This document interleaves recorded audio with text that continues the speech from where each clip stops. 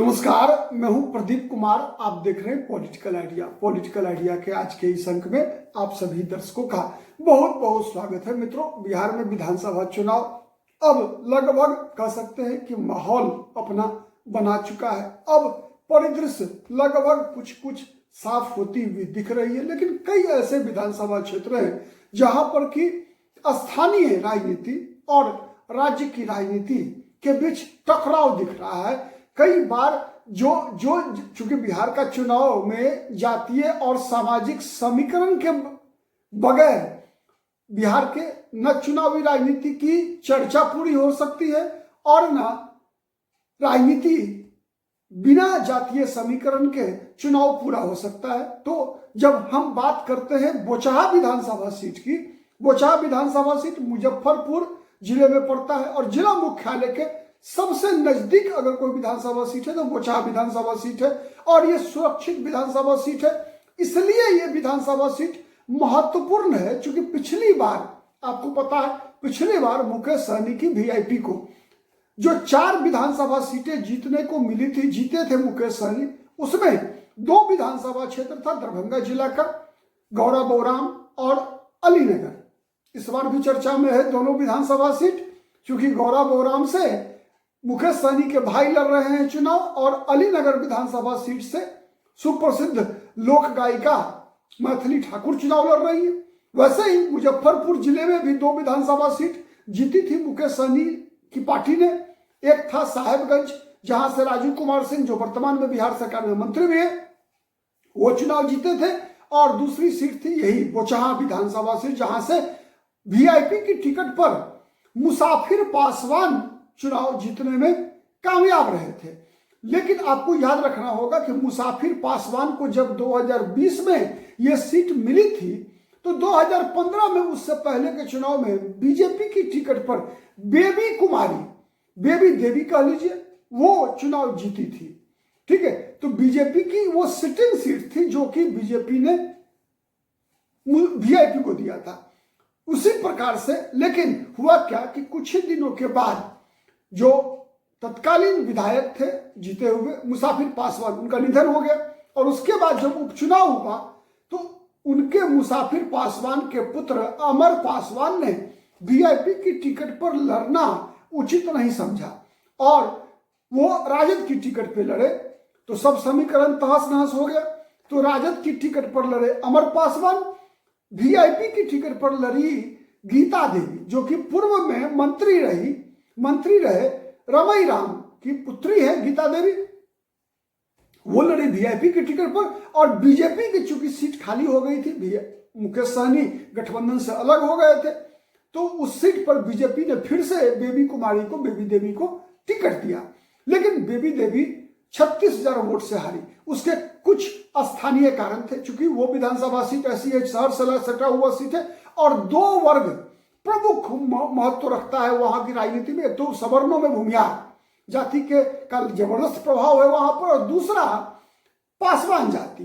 तो पहले चर्चा करते हैं पासवान जाति की। पासवान जाति चूंकि चिराग पासवान उन दिनों जब यह उपचुनाव हुआ था तो चिराग पासवान एनडीए में नहीं थे। एक दूसरा स्थानीय उम्मीदवार चूंकि पासवान जाति का था अमर पासवान, और जो विपक्षी उम्मीदवार थे वो सब के सब गैर पासवान थे, मतलब बेबी कुमारी धोबी जाति की बीजेपी की उम्मीदवार, और जो गीता देवी वो वाल्मीकि समाज की, रमई राम की पुत्री है वाल्मीकि समाज की।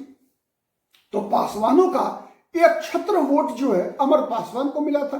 साथ ही एक और घटना घट रही थी उन दिनों कि भूमिहार जाति के लोग लगातार बीजेपी से नाराज चल रहे थे। राज्य स्तर पर भूमिहार स्वाभिमान आंदोलन चल रहा था और उसका केंद्र जो है मुजफ्फरपुर था। क्योंकि मुजफ्फरपुर के ही बीजेपी से जुड़े भूमिहार नेता सुरेश शर्मा हो चाहे अजीत कुमार हो, ऐसे लोग लगातार उस आंदोलन का नेतृत्व कर रहे थे। तो भूमिहार जाति भी बीजेपी से नाराज होकर आरजेडी के पक्ष में लॉबिंग कर रही थी और आरजेडी को वोट भी मिला, उसका लाभ भी मिला कि बीजेपी एकमात्र मकसद बन गया भूमिहार जाति का कि बीजेपी को सबक सिखाओ।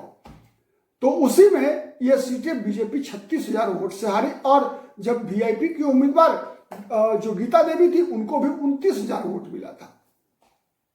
लेकिन इस बार सीन बदला हुआ दिख रहा है। चिराग पासवान एनडीए में है भूमिहार जाति की नाराजगी बीजेपी से खत्म हो चुकी है। तो अब क्या होगा, क्या परिस्थिति है? तो परिस्थिति आप एक तरह से कहिए पलटा हुआ है वहां, लेकिन अंतिम क्षण में कोई परिवर्तन हो सकता है। क्योंकि कारण है कि बिहार की राजनीति में इतना याद रखिए, कभी भी 1 जोड़ 1 बराबर 2 नहीं होता और 2 - 1 बराबर 2 - 1 बराबर 1 नहीं होता। क्यों? इसलिए कि बिहार की राजनीति में राजनीति जो है बिहार में वो एक केमिस्ट्री है, केवल मैथमेटिक्स नहीं है। कई बार ऐसा होता है कि एक सामाजिक समूह जब जुड़ता है तो पहले से जुड़ा हुआ सामाजिक समूह इसलिए उस गठबंधन से दूर हो जाता है जिससे कि वो सामाजिक समूह क्यों जुड़ गया। ठीक है, तो ऐसी परिस्थिति यहां भी हो सकती है। अब उसका लाभ किसको मिलेगा ये तो कहना मुश्किल है, लेकिन एक बात तय है कि इस बार चिराग पासवान का फैक्टर महत्वपूर्ण है। यहां यदि चिराग पासवान की उम्मीदवार बेबी कुमारी को यदि पासवान जाति का वोट ट्रांसफर हो गया तो फिर वहां से बीजेपी की जीत, लोजपा की जीत तय है। यदि पासवान का वोट ट्रांसफर नहीं हुआ, ये वोट आरजेडी के साथ इंटैक्ट रहा जैसे पिछले विधानसभा चुनाव में था, तो फिर वहां से आरजेडी के उम्मीदवार अमर पासवान की जीत को फिर कोई रोक भी नहीं सकता। ठीक है, ये स्थिति है। साथ ही नजर बना के रखना होगा वाल्मीकि समाज जो का जो मत है उस पर भी, इसलिए कि यह वो विधानसभा सीटें वो चाहे जहां से लगातार कई चुनाव में रमई राम चुनाव जीतते रहे। अच्छी खासी संख्या है यहां वाल्मीकि समाज की, तो उनकी भी ताकत को आप नजरअंदाज नहीं कर सकते।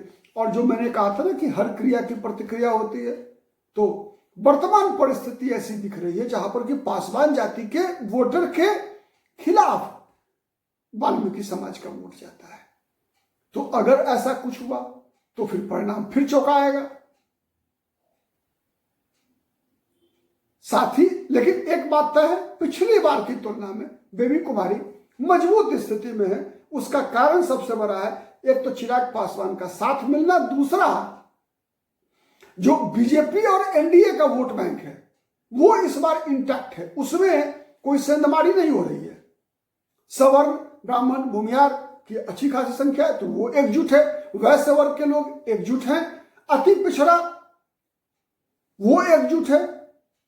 लेकिन साथ साथ एक और फैक्टर है कि उसकी प्रतिक्रिया में यादव मुसलमान भी एकजुट हुए हैं।